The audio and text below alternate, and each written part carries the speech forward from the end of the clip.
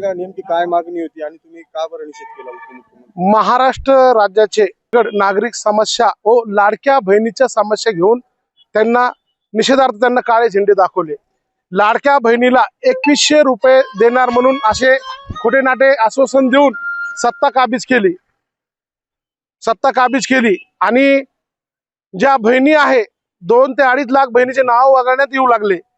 अगोदर तुम्हाला या गोष्टी कळाल्या नव्हत्या? अगोदर सगळ्या पडताळण्या करून लाडक्या बहिणीला ही योजना सुरू करायला पाहिजे होती। आता ते नाव का बरं कपत करताय तुम्ही? याचं कारण सांगा।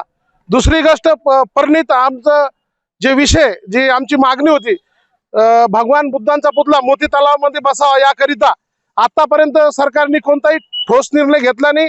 तिथं पुतळा आला नाही, निधी आलती अशी माहिती आम्हाला झाली। आतापर्यंत कुठलेही तिथं काम झालेलं नाही। शेतकऱ्याला कर्ज माफ झाले नाही, शेतकऱ्याला विमा कर्ज योजना भेटत नाही। इथले रस्ते खराब झालेले, गड्डे झालेले रस्त्यामध्ये जालना शहराच्या पुलं तुटलेले आहे। इथं सिटी बस सेवा नाहीये, महानगरपालिका असून सुद्धा वन वे नाहीये, इथं पार्किंगची व्यवस्था नाहीये।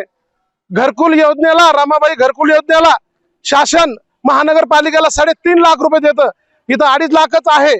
अशा अनेक जालन्याच्या समस्या घेऊन त्या निषेधार्थ उपमुख्यमंत्री यांना काळे झेंडे दाखवून निषेध केला। शेषराव जाधव, प्रदेश सचिव युवक काँग्रेस तथा doctor Babasaheb Ambedkar social forum, जिल्हाध्यक्ष जालना।